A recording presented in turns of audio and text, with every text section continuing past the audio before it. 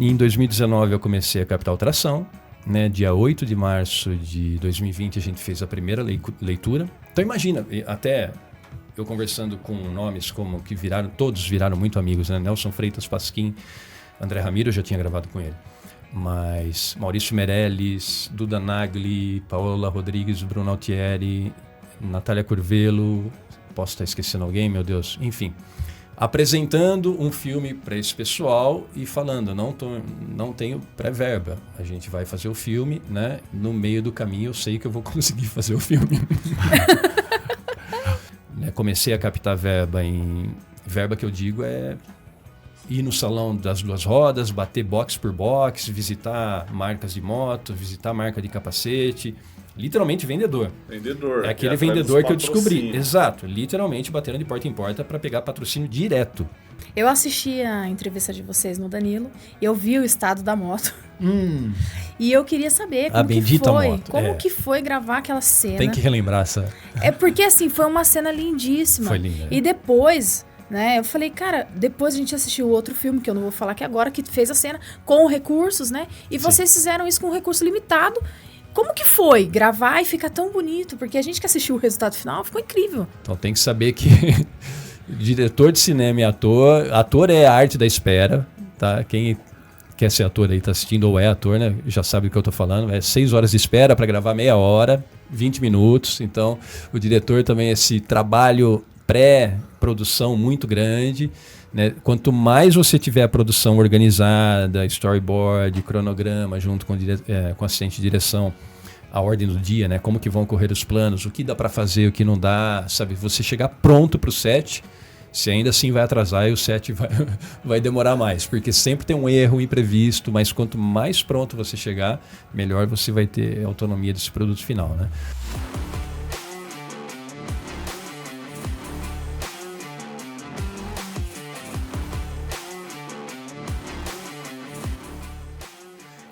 Ei, chega aqui que eu tenho uma novidade muito legal para você. Você já sabe que a Newcastle é a escola de inglês mais bem avaliada do Brasil. Isso no Google e em todas as mídias sociais. E agora nós temos uma novidade muito legal. A Newcastle, nós estamos com um curso de inglês na Hotmart. São mais de 150 videoaulas que foram gravadas por mais de 10 professores de todos os níveis, do básico ao avançado, inglês britânico e americano. Todas as aulas com material em PDF para você baixar e acompanhar as lições, exercícios interativos e o principal, o valor, tá praticamente de graça. R$ 127,00. Taxa única para você praticar o seu inglês todos os dias. Aponte a câmera do seu celular aqui no QR Code da tela e seja bem-vindo a Newcastle. Você não vai deixar essa oportunidade passar, né? Gratidão, galera. Valeu! Fala, galera. Vem chegando aqui no Podcastle TV. E hoje o bate-papo vai ser sensacional, Medina. Vai ser incrível. Ele que é cineasta. Ator, diretor. Ué, não era diretor? Produtor. Mas e aí, quem que ele é? Conta pra gente. E aí, Medina? Fala, Gustavo, tudo bem? Muito bem. Poxa, obrigado. Obrigadão pelo convite. Pois é, multifunções, né? No cinema brasileiro, aliás, não só eu, mas muitos diretores acabam sendo produtores, muitos atores acabam sendo produtores. E a minha formação é de ator, né? Eu aprendi cinema fazendo e produzo por necessidade, né? Então não tem como. No Brasil a gente tem que produzir para poder conquistar espaço, né? Mas eu sou apaixonado tanto pela arte de atuar quanto a direção. E quando eu percebi que não estavam me contratando muito como ator, eu falei, vou produzir meus filmes, que daí eu tenho o trabalho garantido, né? E comecei a produzir os meus filmes. Mas, antes de mais nada, obrigado pela oportunidade. Sempre muito bom falar de cinema, né? Da nossa paixão, da luta que é fazer cinema no Brasil, né? Que muita gente não sabe o que tem por trás desse glamour, né? Desse romantismo do cinema, de levar um filme para a tela grande, depois você poder assistir no conforto da sua casa. Então, obrigado por essa oportunidade. Ô, Andrezão, honra é nossa, né, Medina? É um prazer ter você aqui. Eu fiquei muito feliz quando você aceitou o convite de vir aqui, porque a ideia do canal é levar as histórias reais, né? E, inclusive, esse é o nosso quadro, um dos quadros que a gente mais gosta, que são histórias que inspiram. E eu tenho certeza aí que com o trabalho que vocês executaram aqui, não esse que nós conhecemos, mas eu tenho certeza pela sua estrada aí, você com certeza já escreveu outros filmes. E eu gostaria... roteirista também. Roteirista? Gente. Multifunção. Na verdade, tem algumas cenas de ultrassom que eu também montei. Já fiz um pouquinho de produção de set. Então... Uau. Eu tenho certeza que você tem muito a contribuir e a gente quer conhecer você, o André, né? No meio de todas essas nomenclaturas, o André e as dificuldades que você passou para executar esse sonho. Pois sonho acho que é uma boa descrição. A gente tem metas na vida, mas realizar o cinema hoje, para mim, é a realização de um sonho, né? Acho que eu teria que voltar lá atrás. Eu lembro, acho que eu devia ter uns 7 anos de idade, indo com meu pai na matinê, num cinema americano, cinema de rua, não existe mais cinema. Quer dizer, tem, mas poucos, né, cinemas de rua hoje no Brasil, para assistir Se Meu Fusca Falasse. E eu sempre falo isso, que eu lembro até hoje da sensação, né, de você entrar naquele lobby, né, uma movimentação de gente, comprando pipoca, aquela coisa toda, e de repente eu entrando num ambiente totalmente escuro, sem saber o que eu ia ver pela frente, eu não sabia o que era cinema, né? Eu já gostava muito de assistir filmes em casa, né? E a hora que eu sentei na sala de cinema, né, e vi aquela imagem gigante passando o trailer do Deu a Louca no Mundo, acho que vocês nem sabem que filme que é esse, é melhor nem falar muito dos títulos, senão vai... Bom, a idade já está revelada. Assim, eu entrei de fato naquele negócio e falei, caramba, mergulhei, não lembrava mais quem eu era, só fui perceber a hora que acabou a sessão e eu falei, caramba, eu estava lá dentro.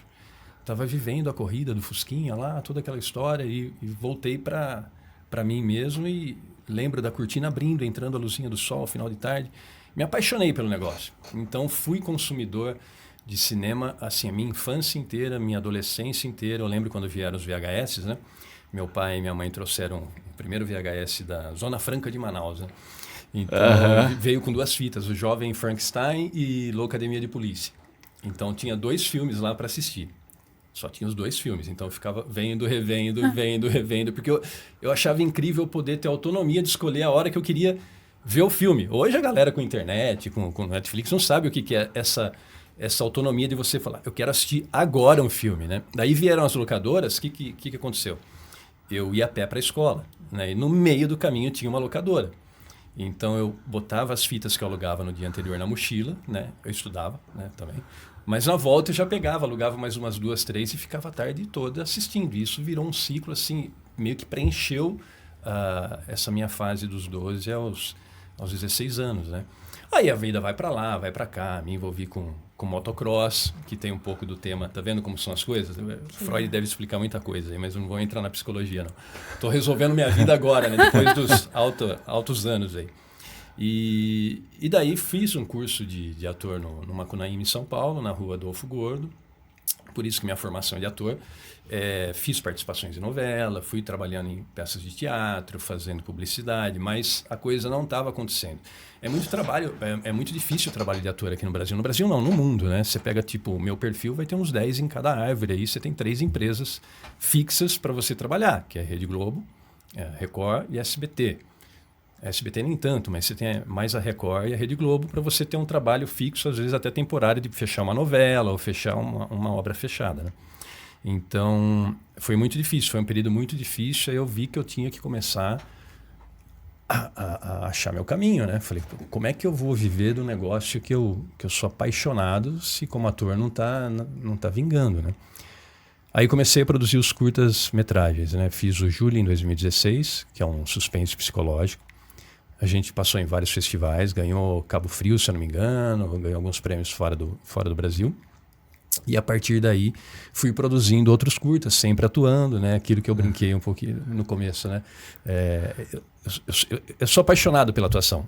O produto que eu sou apaixonado é o cinema. Gosto do teatro, já fiz Shakespeare, né? Atuar com o público é uma é uma recompensa imediata. Ali é o trabalho do ator único, exclusivo. Embora tenha um roteirista, tenha um diretor, você está ali conduzindo a tua ferramenta de trabalho. O cinema não. O cinema você faz uma cena, depois tem corte, trilha sonora. O cara que vai escolher, o editor vai escolher qual take melhor seu ficou, né? Então você tem a entrega do teu processo de criação, do teu personagem, mas não é total, né? Ele pode mudar, inclusive. A gente tem histórias no cinema nacional, Tropa de Elite, que era um protagonista e virou outro na montagem, né? Não era para ser o Wagner Moura, o Capitão Nascimento, não era o protagonista. Inclusive, eu sou amigo, o André Ramiro está no Tração, né? Ele seria o protagonista, e na edição falando, não, o Capitão Nascimento, acho que talvez seja melhor e tal. Enfim, eu ouvi essa história já. Não, ela é real. Então, às vezes, na edição, ou seja, a arte é arte, né? É um processo orgânico, eu entendo isso. Eu mesmo, já em algumas vezes, peguei um roteiro, estava fazendo visita técnica, cheguei na locação, falei, não é assim. A locação trouxe outras informações que mudou totalmente a cena. Às vezes um ator cria alguma coisa na hora que muda totalmente a cena. Então eu entendo esse processo criativo, orgânico da arte, né? E o cinema é uma arte muito complexa porque ela é um produto financeiro comercial muito forte. Então tem muitos interesses envolvidos ali. Não simplesmente você passar a tua mensagem, você criar o que você quer fazer, ainda mais um trabalho coletivo. Mas voltando, então eu sou apaixonado pela arte da atuação, de viver tem um pouquinho de esquizofrenia talvez nisso, mas tudo bem. E é muito gostoso, né? E geralmente me passam os vilões, assim, né? Em projetos que eu fui convidado para atuar. Eu lembro do meu primeiro longa, meu primeiro protagonista. Estava começando nesse processo de... fazendo curta-metragem, estudando, fazendo workshop, tentando. Eu fui participar de um workshop no Rio de Janeiro, do diretor Luiz Rangel, se eu não me engano é Luiz Rangel, mas eu fui para estudar e tentar uma pontinha, né? Já tinha um elenco fechado, Luciano Zafiro, o próprio André Ramiro, que eu conheci nesse momento, Fausto False, tinha uma galera, eu nem lembro, isso foi em 2012. E eu fiz o teste, beleza, fui para casa, o diretor falou, cara, você mandou bem e tal, eu falei, tá sendo elegante, né? 2 semanas depois ele me ligou e falou, André, o Mário Frias, lembra do Mário Frias? Não vai poder fazer o Roberto, né? Você gostaria de fazer o Roberto? Eu não sabia quem que era o Roberto no roteiro, né? Eu na hora falei, claro, faço o Roberto, faço o Paulo, faço o Ricardo, qualquer um que você me mandar, eu faço. Ele falou, porque o Roberto sendo protagonista, você vai ter que ficar uns 2 meses aqui no Rio e tal. Eu falei, eu não tinha atuado ainda, eu tinha feito figuração, né? Então, eu falei, caramba, bateu o negócio, falei, acho que está começando a acontecer. Fui para o Rio, eu lembro até hoje, eu sentando na primeira leitura, porque era um filme totalmente de guerrilha, aquém do independente, não tinha verba nenhuma mesmo, todo mundo fez na parceria. Eu sentando com Zafir, André Ramiro, Eden Luiz e Alcione Mazeu, assim, eu cheguei atrasado ainda por conta da viagem. Estava todo mundo lá. Chegou o André, que ninguém me conhecia. Falei, protagonista do filme, todo mundo olhando assim. Uma baita pressão, né? Nomes consagrados do teatro e do cinema. E eu lá, eu tive que atuar mais na mesa do que no personagem, para mostrar que eu tinha credibilidade e que eu ia segurar o personagem, né? Então teve uma atuação ali de lida com a situação, né? Mas enfim, estou falando tudo isso porque eu sou realmente apaixonado pela atuação, mas o produto que me interessa é cinema, por conta dessa história minha na infância, na adolescência, eu sempre fui apaixonado, minha família sempre consumiu muito cinema, meu pai tinha uma filmoteca de VHS, depois de DVD, aí veio o streaming, não fazia mais sentido, ele deu tudo embora, vendeu, mas o meu sonho de vida realmente sempre foi trabalhar com cinema. E está acontecendo agora, né? É o que eu sempre digo, de verdade, de coração, nunca é tarde para você ir atrás dos seus sonhos, né? Isso não saiu da minha garganta. Eu falo garganta porque ficava aqui. Eu trabalhei 10 anos na consultoria empresarial para sobreviver, né? Então era uma empresa de segurança do trabalho, sabe, medindo tear, em chão de fábrica. Foram 10 anos ali. Não, um dia eu vou fazer. Agora contando é até bonito, mas 10 anos é tempo. Sim. De você fazer um negócio que não tem nada a ver com você, para pagar as contas, sabe? Eu sei que a maioria da população passa por isso, então acho que a galera deve estar entendendo o que eu quero dizer. Então ficou reprimido isso por muito tempo. E assim, enfim, tiveram coisas que aconteceram que tem até a ver um pouco com o título do seu livro. Aliás, agradeço o livro que ganhei autografado, assim, estou bem feliz, quero ler assim que eu puder. Recomeçar tem muito da minha vida, de quem não tem, né? Quem nunca caiu para levantar, né? E acho que o segredo está como você levanta, não é levantar, porque a gente sempre tem que levantar, né? Sim, preciso levantar, é como você levanta que identifica e te mostra realmente quem você é, né? Mas não estou deixando o papo meio pesado aqui. Vamos voltar. Não, mas tá legal, Andrezão. Tá trazendo muitas reflexões aqui. Exato. Mas, enfim, é basicamente isso, né? A gente tem que ir atrás dos seus sonhos, depois de muito tempo lutando, fazendo curtas-metragens. Em 2019 eu percebi que curtas-metragens não iam me colocar no mercado, porque... Legal, é um baita portfólio, você mostra o seu trabalho, você conhece pessoas, mas não te dá dinheiro. Eu falei, eu preciso fazer um longa e ir para os cinemas para poder ter o retorno da venda do produto, né? Para poder ter bilheteria. Viver disso. Exatamente. E em 2019, em janeiro de 2019, eu comecei a gravar o Máscaras, que foi o meu primeiro longa-metragem na direção, na produção. E fiz uma pontinha também, né? A minha alma de Hitchcock para aparecer. Depois ela se tornou Quentin Tarantino, que aparece um pouco mais. Eu tô quase um Tom Cruise hoje, que eu produzo os meus próprios filmes. Então a gente rodou um filme bem de guerrilha, sabe? Numa chácara em Limeira, um suspense psicológico com... Acho que foram 16 diárias imersas ali na chácara, rodando em 16 dias, um filme sem orçamento nenhum. E já em 2019, em julho de 2019, eu já estava rodando Amor Confuso Amor, um outro projeto independente. Já tinha um elenco um pouco mais conhecido, né? Não desmerecendo o anterior, porque são talentosíssimos, mas tinha nomes como Gui Santana, da Escolinha do Professor Raimundo, Taiguara Nazaré, Márcio de Gerardi, que fez Silvio Santos agora, Daniel Satti, que já fez muita novela na Record. Devo estar esquecendo alguém, isso foi em 2019. E em 2019, em novembro, eu já estava levantando Tração, captando para o Tração. Então, de certa forma, embora eu não tenha lançado ainda o Máscaras de Amor Confuso Amor, porque eu decidi lançar o Tração, eu estou falando de Tração e nem falei do filme aqui, daqui a pouco eu falo o que é o Tração, para quem não conhece. Eu fiquei muito orgulhoso, cara, de forma independente, porque tirando o Woody Allen no mundo, não conheço um diretor que tenha rodado 2 filmes num ano. Então isso me deu muito orgulho, assim, de uma forma na luta independente, fechando collabs, parcerias, patrocínios, verbas diretas, sem nenhum dos 3 filmes eu rodei com lei de incentivo nenhuma. Não tem FSA, não tem Ancine, não tem... Nem existia, né? Paulo Gustavo. Rouanet é um erro, todo mundo fala, pô, mas Lei Rouanet, esses artistas aí da Lei Rouanet. A Lei Rouanet não se aplica para cinema, é curta-metragem e documentário. Quem critica filme, porque está usando dinheiro público e tal, pode estar usando outra linha, mas fala certo, se for criticar, não usa a Lei Rouanet. Cinema não se aplica a Lei Rouanet. Informação então, importante, que eu não sabia disso. Não se aplica a Lei Rouanet. Então a gente fez de uma forma muito independente, achando alternativas, e aí eu descobri que eu era um vendedor, empreendedor, que eu não sabia, me considerava um artista.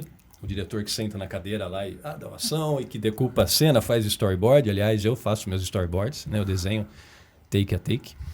E fui descobrindo esse lado em mim. E parece que é um lado bom. Tem funcionado. E me gerou um conflito interno muito grande, porque eu não queria ser um empresário, eu queria ser um artista. Você entende? E daí eu vi que para ser artista eu tinha que ter meu lado empresário.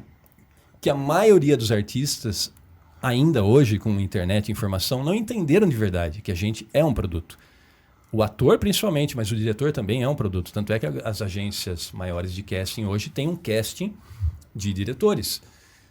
A gente precisa ter uma embalagem para vender. Hoje, com isso aqui, mais do que nunca. Sim. Né? A gente precisa ter uma imagem para vender. A gente precisa criar um interesse na gente. Né? E eu fui percebendo isso na raça, porque eu não queria de fato. Mas na necessidade de precisar de dinheiro, recurso, energia para fazer os filmes, eu tinha que vender. Eu tinha que gerar interesse. Para eu juntar uma galera, uma equipe, eu tinha que mostrar que meu produto era bom. Sim. E aí eu fui vendo, sentava na mesa com a equipe para convencer, entre aspas, né, uma equipe, eu tinha que falar do que eu estava vendendo. E eu só vendia porque eu acreditava muito no negócio. Então não tinha enganação. Eu acho que é aí que está o segredo. Eu virei vendedor porque eu queria muito fazer o que eu estava fazendo. E daí foi assim. Em 2019 eu comecei a captar o Tração. Né? Dia 8 de março de 2020 a gente fez a primeira leitura. Então imagina, até eu conversando com nomes como que todos viraram muito amigos. Né? Nelson Freitas Pasquim, André Ramiro, eu já tinha gravado com ele. Mas Maurício Meirelles, Duda Nagli, Paola Rodrigues, Bruno Altieri... Natália Curvelo, posso estar esquecendo alguém, meu Deus, enfim. apresentando um filme para esse pessoal e falando, não tenho pré-verba, a gente vai fazer o filme, né? No meio do caminho eu sei que eu vou conseguir fazer o filme. Fecha o olho e vai. Exato. Acredita. Só que eu não podia falar fecha o olho e vai. Eu tinha que vender que o filme ia acontecer. Hoje é muito fácil falar isso no podcast. Sim, depois se eu voltar que já 4 anos atrás, 5 anos atrás, o que eu quero dizer com isso? Não quero parecer coach motivacional, né? É porque, de verdade, às vezes você tem que se jogar do abismo, né? Sim. Às vezes você precisa ter, de fato, só a sua crença. Você não tem nada de concreto na mão. Você tem que trabalhar com o que você acredita dentro do teu potencial que você vai executar. Eu sabia que eu ia fazer o filme. Né? O Tração, principalmente, eu já tinha rodado 2 de uma forma muito básica. Né? Inclusive, ontem eu estava vendo num canal do YouTube não vou citar o nome, um jornalista falando do porquê o cinema nacional falha. Né? Porque é impossível fazer um filme com menos de 10 milhões. E é de verdade. 10 milhões é nada. Você pega o Jordan Peele, que fez o Corra, ele tinha 4 milhões e meio, que é um baixíssimo orçamento de dólares. A gente precisa converter, porque 4 milhões e meio de dólares não são 4 milhões e meio de reais, são 20 milhões de dólares. E eles usaram para divulgar o filme 35 milhões de dólares na divulgação e distribuição do filme. Então, isso é o baixíssimo orçamento deles lá, que eles, o cara rodou com 4 milhões e meio, com uma divulgação de 30 milhões, como é que ele fez? Eu não vou citar números, cara, mas está muito longe do nosso universo, entendeu? E a gente está produzindo. Então, nem vou entrar no âmbito de questionamento de lei de incentivo, que é fundamental, de como ela se aplica, que tem suas controvérsias, né? Mas eu acho que a mecânica do cinema no Brasil, ela está, através de pessoas como a nossa produção, ela está tentando sobreviver e achando caminhos para sobreviver de uma outra forma, de organicamente tentar transformar os filmes em produto para que tenha o lucro na bilheteria. Não para que você precise de um edital, pagar a tua equipe, beleza, todo mundo recebeu, não deu certo. Não, tem que dar certo. Ele tem que ser comercial, é um produto na prateleira, como outro qualquer. Sim, sim. Ele tem que dar lucro. Você não pode falar, eu quero contar o filme, uma ideia linda, tal, mas essa ideia o público vai querer assistir? Não pode vai dar bilheteria? Vendável, né? Vai dar bilheteria? Então, acho que assim, tem festivais para você querer arriscar, tem os curtas para você querer arriscar, testar uma linguagem, né? A gente no mundo teve um Godard ou outro que conseguia se bancar aí com uma linguagem que ninguém entendia, e eu entendo que ele quis fazer uma crítica ao processo de cinema, mas você assiste o filme, é quase que um quadro abstrato, assim, né? Você não tem uma narrativa padrão. Lógico que não vai dar público. E, independente disso, ele teve o nicho dele, né? E seguidores do cinema, amantes do cinema que assistiam os produtos dele. Mas então, assim, é isso. Falei muito do processo e falei pouco do filme, né? Mas assim, foi basicamente a minha história, resumidamente, dentre percalços, foi essa, assim, né? Então, a gente fez a leitura do Tração no dia 8 de março, né? E daí, 20 dias depois, veio a quarentena, a pandemia. Então, daí foi um baque. A gente já não tinha dinheiro. Aí veio uma pandemia ainda, de forma totalmente independente. Foi bem difícil. Tentava, não ia. A gente resolveu se arriscar, né? Mais uma vez, dentro de todos os cenários negativos possíveis, ainda tinha a pandemia, que custo de máscara, custo de logística. Mas tinha que fazer. Então, tem coisas básicas de produção, por exemplo. Uma equipe você leva numa van 16 pessoas, né? A gente foi rodar a primeira diária do Tração em Santa Catarina, porque lá estava um pouco mais flexível a pandemia. Então, a gente tinha essa autorização para filmar em Santa Catarina. Falei, putz, Santa Catarina, tá, vai ter que alugar a van agora. Em Campinas era só trazer o elenco do Rio, parte de São Paulo, tinha um custo de logística mais baixo, né? Aí a gente foi ver a van, não pode van, porque tem um distanciamento. A gente tinha que fretar um ônibus para levar 16 pessoas. Então a gente foi enfrentando várias situações de tipo cruzar a fronteira e quase ser preso porque caracterizava um ônibus de turismo. E até provar que era uma equipe de filmagem que a gente estava trabalhando e que não tinha autorização para fazer o trabalho aqui, mas tinha lá e tinha que chegar lá de alguma forma em Santa Catarina, cruzando Paraná e São Paulo, Paraná e Paraná, Santa Catarina. Então assim, foram muitas dificuldades ao longo do processo do Tração, né? Mas a gente foi permeando, lutando, assim, histórias tem de tonelada, né? A gente pode até ir picando algumas. Tem uma cena famosa do filme que foi... a gente fez um salto num cânion, né? Quem assistiu o filme sabe do que eu estou falando. E a gente gravou nessa semana de Santa Catarina, né? Em julho de 2020.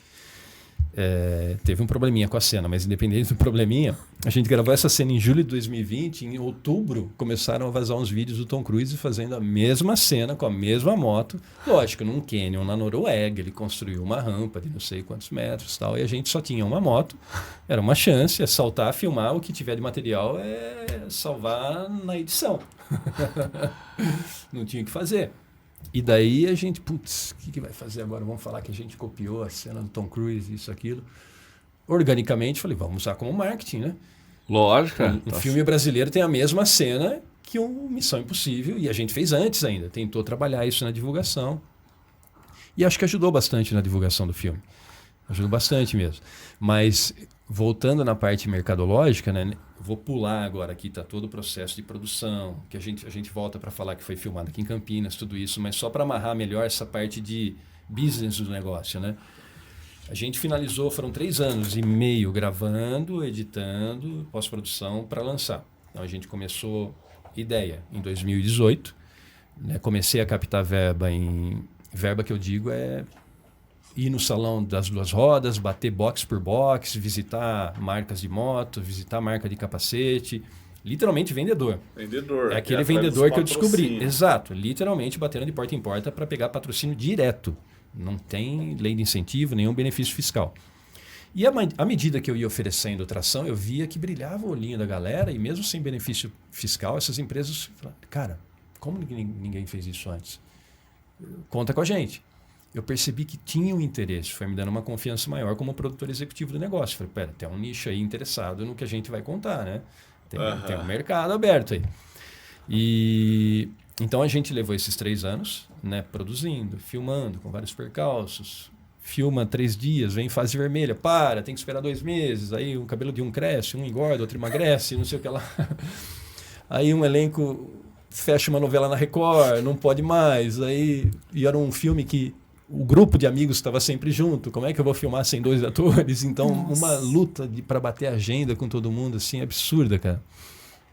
E foram 3 anos e meio, né, para terminar de fato o filme. E a gente resolveu lançar em 2023, né, porque já existia uma pressão muito grande dos patrocinadores. Pressão no bom sentido, tá?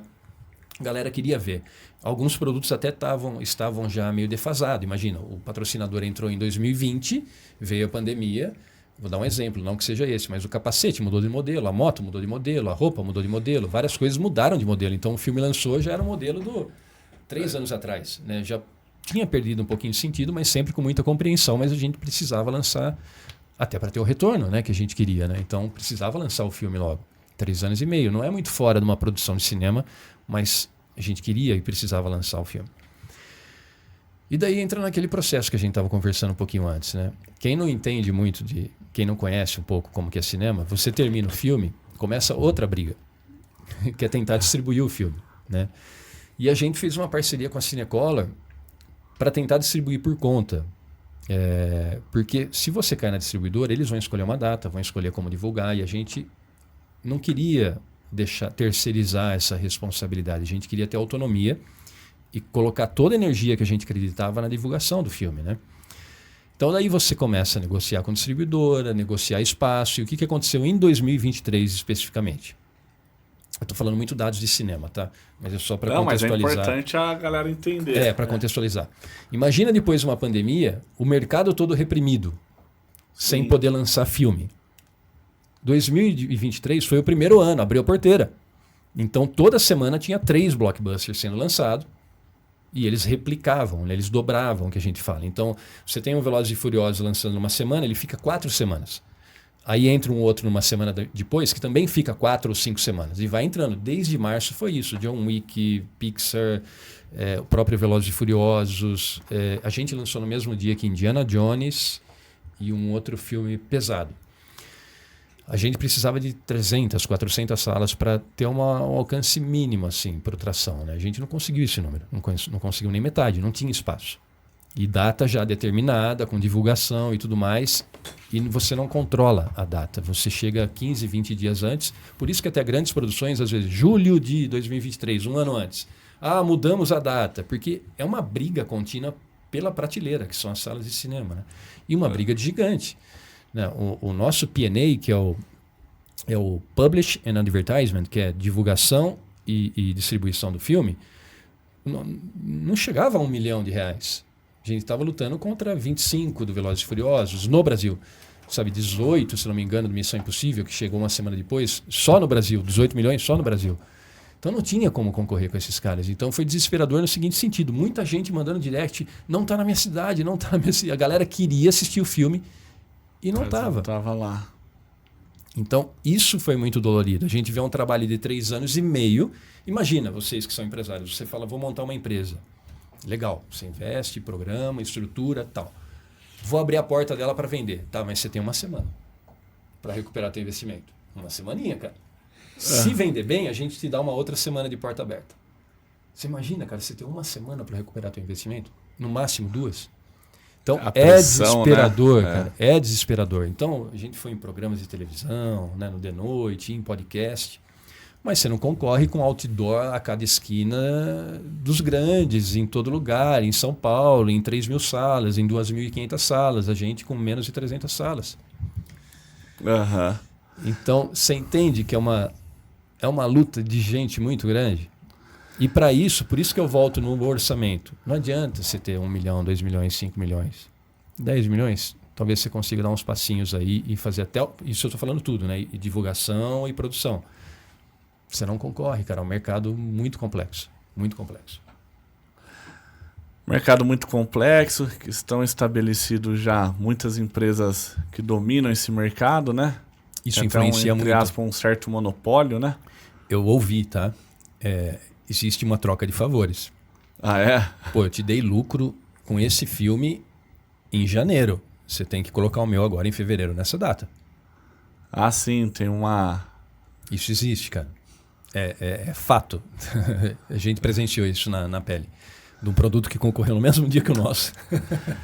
Mas e aí, Andrezão, você assim, tem essa alma do ator, né? Gosta Sim, da atuação. Gosto. Mas ó, eu vivendo aqui o empreendedorismo, né? Nós somos aqui do ramo de escola de inglês e tal. E todos franqueados nossos são ex-funcionários, né? Cada um no setor, a maioria da área de vendas, mas tem galera que começou no administrativo ou na área pedagógica. E uma coisa que eu já ouvi muito deles, assim, e aí já é a pergunta para você. Eles, pô, Gu, uma coisa é quando eu tava recebendo para trabalhar, exercer minha função. A área pedagógica tem muito isso, porque, pô, é o romantismo de você lecionar para alguém, de você, né... Aquele papel do educador, né? O professor é uma autoridade em sala de aula, né? E nós somos para a escola de inglês para público adulto. Outra coisa é eu saber de tudo que acontece nos bastidores, para montar empresa, saber os números e ter que chegar num ponto de equilíbrio. E a sua esposa, Estela, compartilhou aqui com a gente um pouquinho também. Sim. E aquela coisa, você tem um orçamento ali limitado. São mundos totalmente diferentes, mas assim, com desafios bem parecidos. Então, quando ela estava falando, a gente só relembrando aqui as coisas da escola, e você que agora está até entrando em mais detalhes, né, disso daí. O salário já não é mais uma realidade, é uma possibilidade. Pode ser. Uma possibilidade. Exatamente. Mas tem tudo aquilo, né? Pô, são 3 anos e meio realizando um projeto, no caso do filme Tração, que é um filme sensacional, que nós fomos assistir no cinema. É um filme diferente, até diferente assim da maioria dos filmes brasileiros que a gente vê, né? E traz filme de ação, mas ação verdadeira, tal, e muito legal mesmo, os atores. O filme é sensacional. Desculpa te cortar, um dos nossos objetivos, e eu sempre fiz isso, é que eu não tenho os outros 2 produtos lançados ainda. É tentar achar lugares assim onde temas que não foram explorados, né? Então foi o primeiro filme a explorar o universo de competição de motos, de motocross, junto com uma ação, um thriller investigativo. Então começa meio esportivo e vira uma outra coisa depois, né? Sim. A gente está produzindo um agora, também inovador, assim, de carro. Nunca foi feito um filme que envolva o drift, mas tipo um Velozes e Furiosos de fato mesmo, na alma, né? Que também tem uma pegada meio de consciência para o mundo virtual, tem uma crítica a essa sociedade que a gente vive digital. Então vou falar só um pouquinho que eu não posso falar muito, mas tem um piloto mascarado que é tipo um V de vingança. Ele protesta nas ruas, dando cavalinho de pau, fazendo drift para deixar a marca dele no asfalto real, e com isso a voz dele falando, vocês estão anestesiados, vocês só vivem, comem, pagam conta, não sabem que estão sendo controlados. Então, tem um tema diferente. Não é um Velozes e Furiosos só de ação, entendeu? A gente tenta mesclar sempre temas e assuntos diferentes que nunca foram explorados. Então, a criatividade é um viés sempre, assim, para não fazer mais do mesmo, né? Então, só está faltando realmente o recurso para a gente poder fazer da forma que a gente quer e poder ter um pouquinho mais de autonomia. Mas desculpa, mas é legal.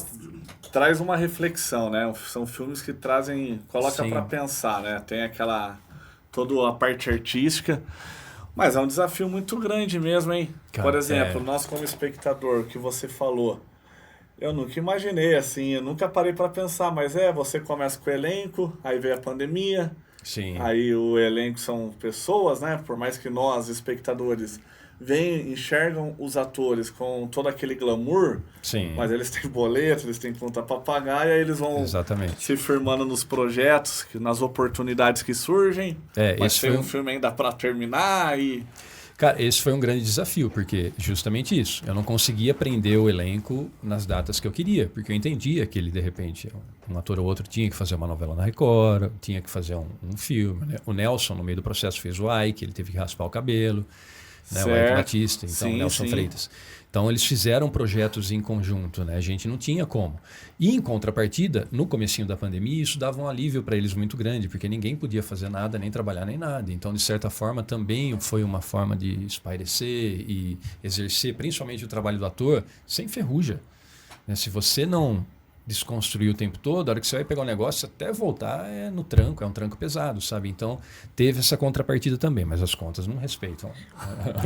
Os boletão chegam. Estão chegando, até da nossa parte. Então, a gente acabou fazendo publicidade institucional no meio tempo.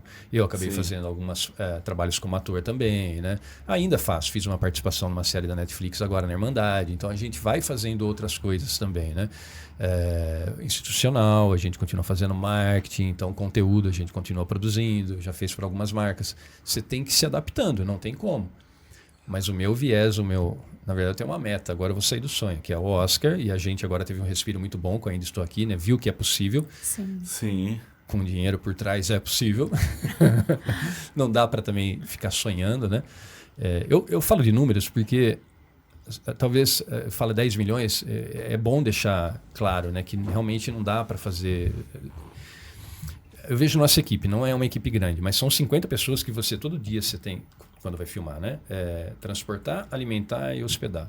Então tem uma logística, cada dia um evento novo que você tem que estar produzindo ali para aquelas pessoas, fora locação de equipamento, gasolina, HD que você tem que fazer backup, tem N custos assim que você não consegue eliminar, né? Então, uma diária de cinema, vou dar exemplo até da publicidade, né? Você fala, aquele comercial custou 500 mil reais, custou 1,5 milhão de reais, tá? 30 segundos. Então, eles fizeram realmente com cuidadinho para ter 30 segundos de qualidade na televisão. A gente só quer esses 30 segundos no filme. A cada 30 segundos você ter pelo menos 200 mil para diária, 300 mil para diária. Nossa diária hoje não pode passar de 25 mil de filmagem, porque não fecha o orçamento. E ainda assim é dinheiro. Só que se eu falar que eu rodo um filme com 25 mil por dia, ninguém acredita. Não tem como. Só de equipamento, geralmente é uns 12 mil. Um câmera car, diária é 15 mil, 22 mil reais. Um câmera car. A gente filmou 4 diárias com câmera car lá em Balneário. Então existe muita parceria, muita sociedade, muita... parceria de fato, né? Então a gente tá junto no projeto, porque é impossível, cara. Você não roda de uma forma padrão, mínima, 5 milhões, nosso filme vai ter umas 60 diárias, esse que a gente está rodando. Tração foram 98 diárias, cara. Então, se eu rodasse a 200 mil reais a diária, faz a conta aí, vai dar 18 milhões. É isso? 18 milhões. Com 18 milhões eu rodaria o Tração. Eu, como diretor, vi vários problemas, não tem como negar, que eu não teria. Teve dia lá que eu não tinha 10 mil reais para iluminação adicional na cena da escola de cadetes. Ela ficou um pouco escura. Daí você vê um crítico falando, mas tinha uma cena escura lá. Eu falei, cara, eu tinha 25 mil reais para diária. Precisava de mais 10 para alugar refletor, holofote, iluminar aquele lugar. Não tinha. E eu tinha aquele dia para rodar. Depois o outro ia entrar na Record, não sei o que lá, e eu tinha mais 30 diárias para rodar. Então eu tinha que rodar naquela noite de alguma forma. A gente juntou carro, do lado, pendurava não sei o que lá, celular, tudo para tentar iluminar de uma forma orgânica. Olha que absurdo. E a gente ainda assim rodou tração com 1,5 milhão, mais ou menos. Que, cara, é absurdo, dá até vergonha de falar para o mercado do cinema. Então, é um trabalho complexo, sabe? Ele é bem, bem difícil, é caro. Então, não dá para negar que o recurso impacta na qualidade, por mais criativo que você seja. Sim, sim. Entendeu? Não dá. Eu uso a publicidade, porque geralmente a publicidade é mais redondinha, tá tudo bonitinho lá. É o que a gente quer, poder fazer do jeito que a gente quer, mas às vezes não tem como. Se uma publicidade, um comercial de 30 segundos custa 200, 500 mil, às vezes 1 milhão, por que o cinema é diferente? É audiovisual da mesma forma. A gente tem que ter autonomia, controle da cena da mesma forma, cara. Então aqui a pessoa, porque a marca, não é que a marca, é um audiovisual feito com qualidade na televisão, que a gente vai assistir. O cinema também tem que ser assim. Porque é artístico? Não, ele é comercial, um produto igual a publicidade. Então, 1h30 são vários 30 segundos aí que você tem que ter para fechar um filme, entendeu? Então, é difícil. Eu sei que eu estou muito no reincidente no dinheiro, mas até para quem assistiu Tração e de repente está falando, não gostei do som ali, não gostei da cena da escola de cadetes, para entender que a gente fez milagre com a Tração. Literalmente a gente fez milagre. Assim, todo mundo, independente do resultado, muita gente amou, alguns não gostaram. Independente do resultado, foi um produto que deixou todo mundo orgulhoso, cara. Todo mundo falou, cara, a gente chegou no cinema. Como que é possível isso? Passar pela pandemia, sem dinheiro nenhum quase, filmando sem poder filmar, sabe? Lutando com intempérie, 3 anos filmando. Aí não tinha verba para pós-produção, fecha a parceria e vai para lá, para cá. Cara, a gente chegou no cinema, tava lá divulgando de noite, divulgando em podcast. Esgotamos sala aqui em Campinas, no Pedro teve sessão esgotada. Passou no Cine Autorama aqui em Campinas de novo, na Pedreira do Chapadão. Foram 220 carros para assistir o filme. Lotou, assim, a Pedreira do Chapadão. Então foi gostoso, cara. E aqui Campinas, principalmente, né, que foi o berço do filme, né, mas acho que 70% das cenas do filme foram gravadas aqui, né? Então Campinas virou uma cidade cenográfica pra gente, né? Foi muito legal, cara. Foi o berço. Deu um brilho pra Campinas. Campinas ficou mais bonito na telona. Sem fazer divulgação política. Até o prefeito postou nosso trailer. Ah, é? Ó, legal, ó. Que legal. Postou não, eu lembro que quando... Acho que vocês fizeram aqui no centro da cidade e pô, eu vi galera postando mesmo. Sim, Francisco Glicério. Nas gravações, assim, deu uma viralizada, hein? Sim, saiu na IPTV, né? Porque teve gente que achou que era perseguição de verdade, né? Que estava acontecendo alguma coisa lá e tal. E saiu na IPTV no dia seguinte. E falou, né? Tração, diretor André Luiz. Então a gente, de certa forma, ganhou um marketing gratuito aí também. Foi muito legal. E a gente usa isso. Isso é uma outra coisa que a gente usa de forma criativa, tá? Vou aproveitar até para divulgar. A gente foi para Balneário gravar essa primeira semana do Descontrole. Cara, eu nunca vi aquilo. A gente parou a cidade. Mas quando eu falo parou, é literalmente. Não deu tempo. Eu queria pegar uma imagem de drone, com o trânsito assim, parado. A gente começava a filmar 10 da noite, mais ou menos, assim, 1.000 pessoas em pé nas barreiras, assim, vídeo de live de TikTok, ficava até amanhecer. Eu juro por Deus, eu nunca vi aquilo. Assim, o prefeito, no último dia, foi lá, abraçou a gente, o secretário do turismo, acompanhou todas as gravações, falou, cara, vocês pararam a cidade, foi extremamente positivo. Isso ajudou a divulgar o filme. Eu já peguei Uber, o cara me reconhecendo, falando que tinha visto uma live do TikTok. Organicamente divulgou muito filme. Tem uma prefeitura de Itapema lá do lado agora que quer levar a gente para lá para fazer esse mesmo barulho. Então você vê que existem caminhos, né? A gente acha uma saída, né? Pô, mas não passei na lei, tô sem edital e tal. Eu falei, cara, vamos dar um jeito, vamos atrás de patrocínio, product placement, ali cabe uma marca, vamos atrás dessa marca, ver se dá certo ou não. Dá para adaptar a cena? Dá. Não dá? Beleza, paciência. Mas às vezes a gente adapta uma cena para ter um patrocinador. É o ideal? Lógico que não é ideal. Você acha que eu me orgulho de mudar uma cena por conta de um investimento? Lógico que não. Mas vai atrapalhar a cena? Não. Vai agregar? Legal, melhor ainda. A gente faz esse trabalho, entendeu? Porque precisa. É cinema independente. Por mais que seja uma super produção, que de fato a gente está lutando para fazer, né? Está lutando e está lutando muito. Assim, todo mundo envolvido está lutando muito. Então a gente tem que entregar sempre com qualidade. Eu te dou esse exemplo de Balneário, é bom porque lá no Pier, que a gente invadiu no bom sentido, que o personagem invade com o carro, o Fiuk tem um personagem, ele invade, eu posso falar porque vazou em tudo quanto é lugar, com um Nissan 350 e faz um zerinho no Pier, assim, ele fica fazendo um zerinho, daí o meu personagem de moto, que é um policial, vai atrás dele para tentar prender, né? Ali tinha Porsche Câmara Car, que fez Velozes e Furiosos, do pessoal da Coptercan. Tinha 5... Ele que é do audiovisual vai entender. A gente tava com 5 Reds, 2 drones Inspire e um helicóptero filmando com uma Dragon. A gente tem uma cobertura de 7 câmeras, cara. Então, é super produção. Não faltava nada. A gente deu esse primeiro passo sem verba justamente para chamar essa atenção. Por quê? Porque na outra, eu não tendo esses 800 mil reais para rodar uma outra semana inteira de cenas de ação dessa forma, a gente, né, investiu todo mundo junto para captar dinheiro agora e todo mundo receber. De uma forma padrão, que é o normal do cinema.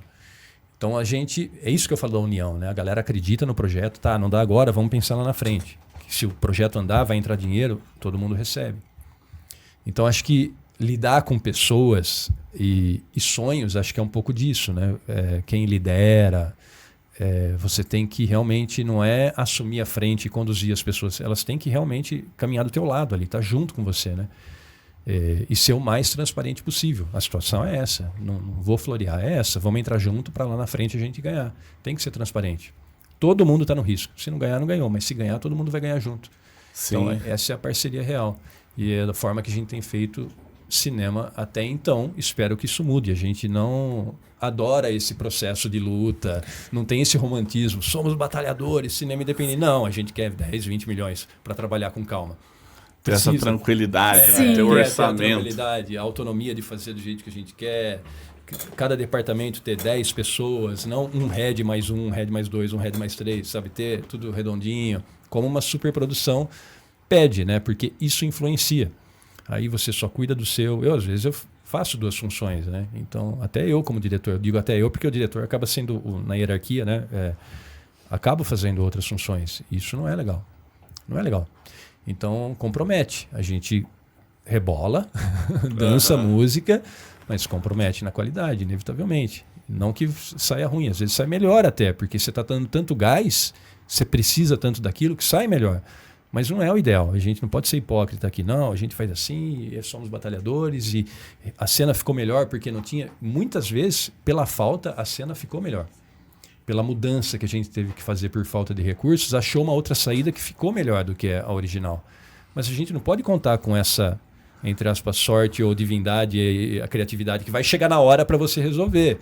Né? Tem processos que você tem que cumprir. Então, às vezes fica muito melhor, às vezes não. Se você tem autonomia do recurso, você consegue controlar tudo aquilo, né? Você pode até abrir mão da luz. Não quero mais essa luz, quero deixar escuro. É uma coisa. Agora, você precisar da luz e não ter dinheiro e tentar de tudo e conseguir o que consegue na hora e não ter, aí compromete um pouco a qualidade. Não tem jeito. Nossa. Né? Eu assisti a entrevista de vocês no Danilo e eu vi o estado da moto.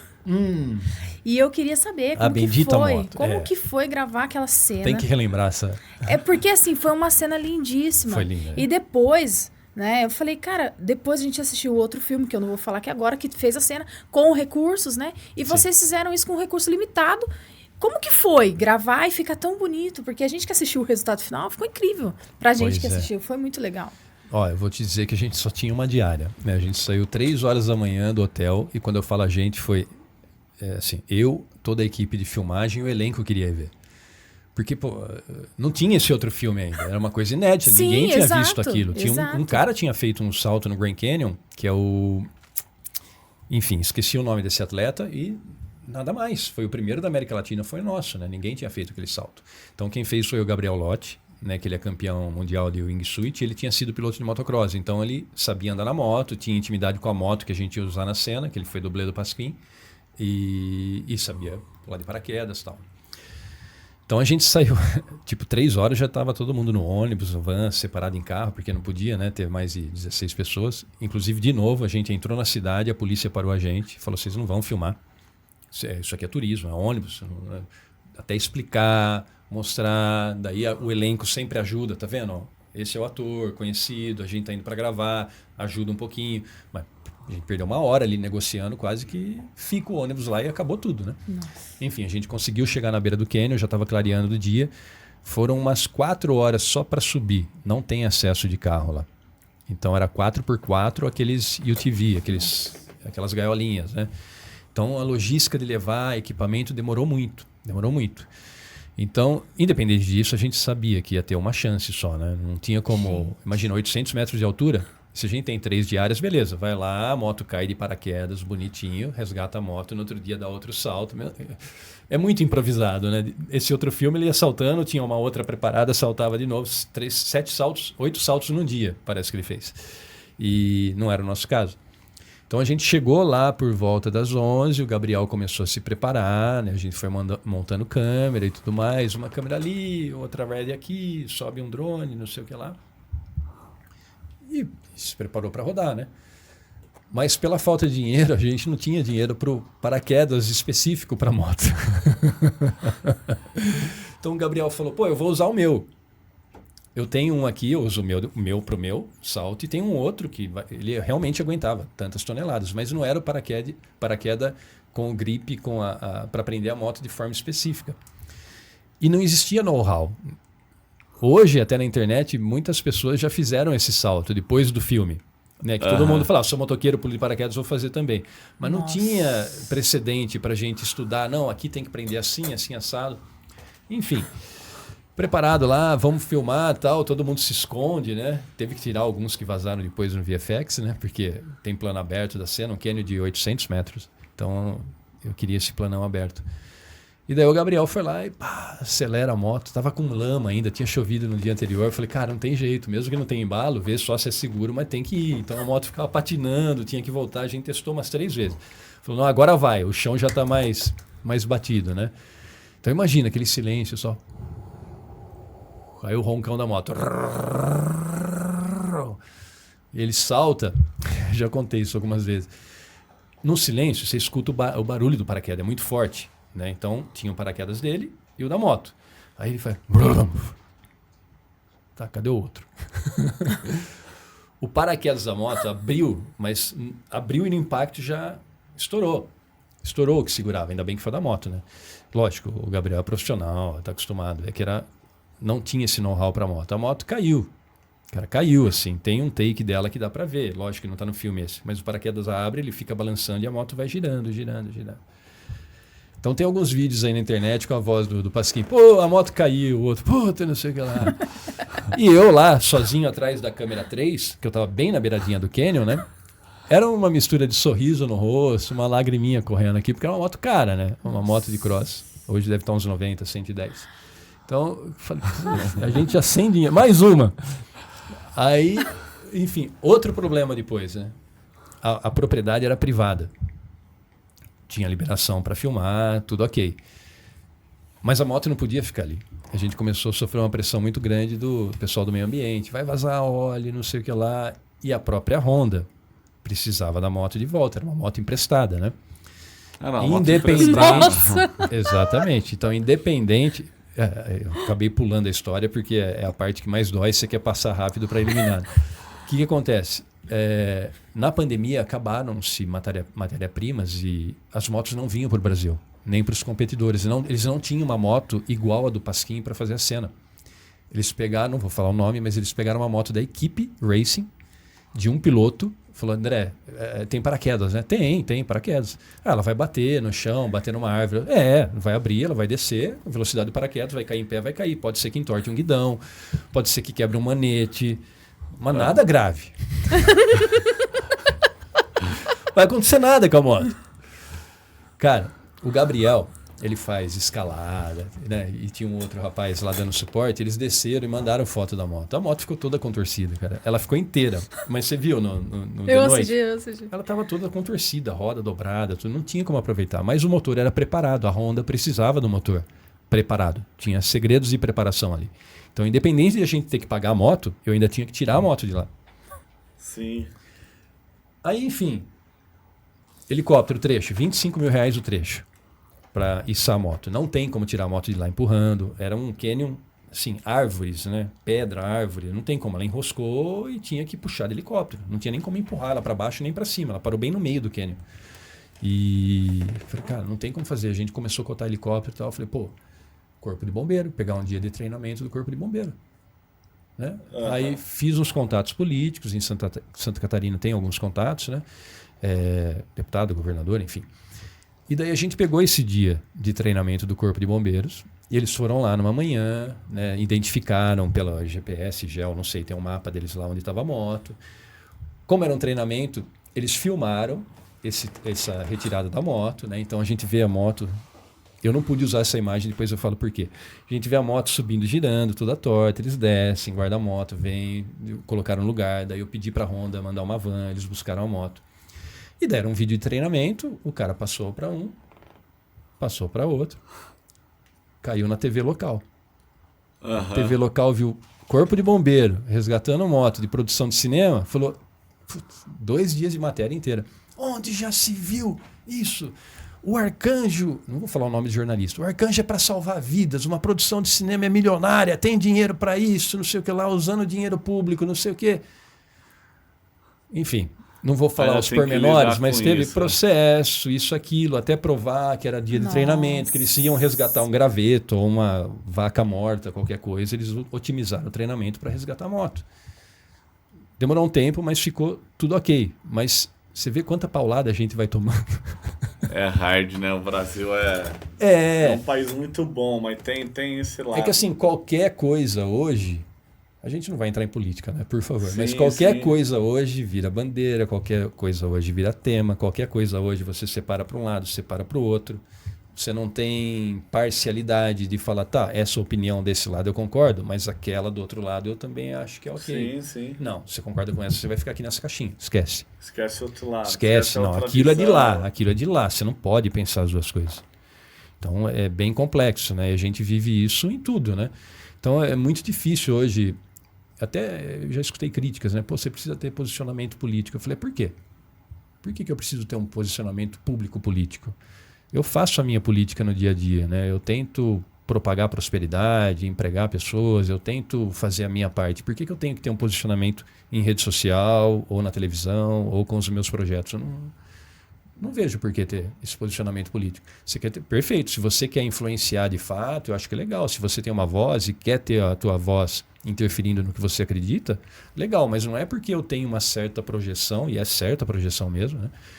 Eu tenho que ter um posicionamento político a me envolver com um lado ou outro, sabe? Eu não concordo muito com isso.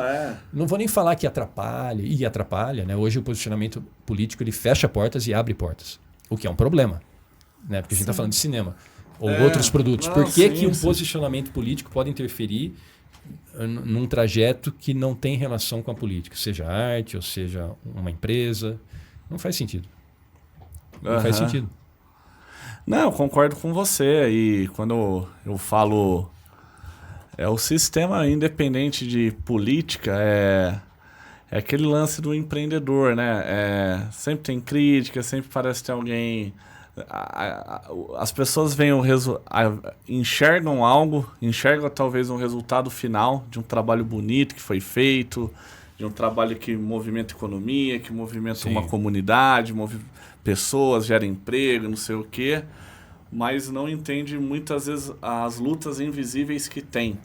Sim. E isso em vários nichos, né? Então, por exemplo, você contando aqui as lutas invisíveis, ter que ir atrás de um helicóptero para pegar uma moto que está lá no meio da natureza, que tem que ser retirada de lá, mas que, uma diária é 25 conto. Essas coisas você vai colocando na ponta do lápis, tudo é caro, entendeu? Exatamente.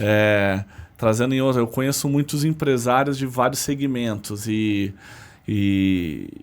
é o que é o empreendedorismo do mundo real. Sim, não é do Brasil, é de toda a América do Sul, de todos os países, que são países que ainda estão na luta ali de um desenvolvimento, de uma qualidade de vida melhor para a população e tudo mais. Sim. E tudo acaba se tornando muito caro. Então, às vezes você acha um projeto vai custar X, papel aceita tudo, né? Então, vou colocar para eu fazer um filme, tem que investir isso daqui, tem a diária lá, da produção, do ator, de não sei quem, né?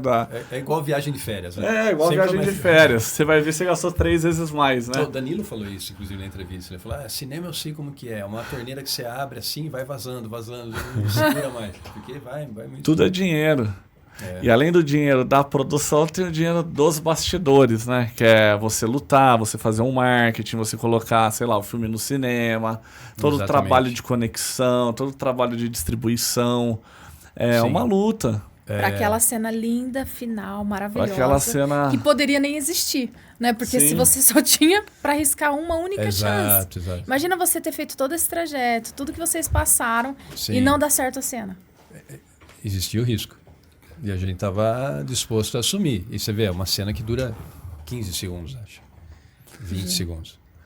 E fazer rápido. todo esse projeto assim de vida, porque querendo ou não, assim, agora falando do André Luiz, da persona, são 3 anos e meio ali você se dedicando a algo Sim. que na teoria não tem nenhuma garantia de resultado. É óbvio que quando você quer tirar um sonho do papel e realizar e ver sonho com objetivo, desenvolver um projeto que eu nem imagino o quanto de complexo que deve ser desenvolver um filme. Eu só sou espectador, gosto muito de cinema, mas... Continue gostando, ajuda a gente. O cinema nacional é muito bom. Não, muito bom. E não, gosto muito. Nós somos de ir no cinema mesmo, Sim. entendeu? A Legal. gente gosta. Inclusive, tem um quadro aqui que a gente fala sobre filmes. Tem até um quadro que Podíamos trazer você, junto Sim. com o Zé, para falar do Tração, dos detalhes, vai ser bem nossa, legal. Um prazer enorme. Temos Porque um parceiro ele tá nosso. ainda, até para falar, quem quiser alugar tá no Prime, tá na Apple, no YouTube, tem para alugar o Tração. Assista o filme para entender tudo que nós vamos falar Exatamente. aqui, abordar com o André. Já fica o convite. Eu Isso, sempre por falo isso, tem favor. que falar assim enquanto tá gravando, gente, porque daí você já garante que ele vem. Para poder falar do filme especificamente. Não, vai ser um prazer, de verdade. Ele é um parceiro nosso, tem um canal de filmes Top mesmo. Filmes. Top Filmes, é um Filmes. canal bem legal no YouTube. E ele vem aqui como cinéfilo, né? Convidado especial. Ele... Cinéfilo. Cinéfilo. Cinéfilo. Eu não sou cinéfilo, eu sempre falo isso. Eu sou um amante do cinema, porque o cinéfilo, ele sabe, ficha técnica, como foi feito o filme, exatamente. nome, eu me Isso. perco nos... Zezinho, vai ficar esse trabalho para você estudar o filme Tração, porque a gente vai Boa, trazer por favor. aqui. Mas se ele é Ele pra cinéfilo, falar, porque é legal. eu preciso vir preparado. Porque é ele vai vir legal. com muitas críticas aí. Porque é legal. Não, mas ele é Não, parceiro. positivas. Ele é um parceiro do canal. Ele tem esse canal dele, Top Filmes. Inclusive, segue lá, porque é muito legal. Ele até falou aqui, inclusive, do Tropa de Elite. Você abordou aí a questão da mudança Da montagem, sim. do personagem principal. Nossa, ele trouxe isso, ele que falou Sim. aqui. Então, seria muito legal se você pudesse abordar, a gente fazer esse especial À disposição. do Tração. Pô, seria Porque incrível. Ia ser muito verdade. massa. Porque são coisas que a gente não sabe. A gente vai fazer a crítica em cima daquilo que a gente viu na tela. Muito e aí legal. cada um com o seu olhar. E aí vai ser tem lindo ele. pra mim. Eu vou ter uma oportunidade grande pra desabafar aqui. Vai ser muito bom. Ô, Andrezão. E aí, é sobre isso, né, Andrezão? São Sim. 3 anos e meio de vida dedicado a algo, né? Exatamente. Não é só o dinheiro, é vida, é tempo, é energia, dedicação, noites em claro. Sim, sim. Eu tento separar essa coisa da realização de um sonho, sabe? E colocar o pé no chão para entender que realmente é um trabalho. Trabalho, É né? um trabalho. Porque senão você fala, putz, não ficou bom, ou não foi bem, não performou bem, não vendeu bem, mas eu tenho a minha contrapartida. Sabe essa coisa do dirigir um filme e pus no cinema? Eu tento separar bem isso, sabe? Eu tento olhar de forma bem racional. Entender onde errou, porque errou, fazer quase que uma planilha ali, um mood board e tentar consertar isso para os próximos, né? Eu digo tentar porque o cinema é um trabalho muito complexo, ele é bem coletivo, né? Então você tem que convencer o diretor. Ele tem que ir convencendo cada departamento, o figurino, a arte, a maquiagem, o diretor de fotografia, dentro do que ele acredita. E você tem que convencer de forma não autoritária. Convencer Sim. de que aquele é o melhor caminho para o produto final, para o todo, para a história que a gente quer contar, né? Então, vai muita energia nisso. Né? Então, você tem que ter a tua visão, mas uma negociação constante com esses departamentos. Né? Então, quem pensa até que o diretor é uma coisa muito de estudar os planos, chega lá, senta... Não, você lida 99% com pessoas, são negociações extra-câmera e depois você vai ter o teu 1% de olhar o vídeo, assiste lá e falar, vamos mais uma. Não, aqui não sei o que lá, vamos, o ator tal, sobe o tom, vamos fazer diferente. Tal. Isso é 1% do processo inteiro. Então tem que saber que diretor de cinema e ator é a arte da espera, tá? Quem quer ser ator aí, tá assistindo ou é ator, né? Já sabe do que eu tô falando. É 6 horas de espera para gravar meia hora, 20 minutos. Então, o diretor também, esse trabalho pré-produção muito grande, né? Quanto mais você tiver a produção organizada, storyboard, cronograma, junto com assistente de direção, a ordem do dia, né? Como que vão correr os planos, o que dá para fazer, o que não dá, sabe? Você chegar pronto para o set, se ainda assim vai atrasar e o set vai demorar mais, porque sempre tem um erro, um imprevisto, mas quanto mais pronto você chegar, melhor você vai ter autonomia desse produto final, né?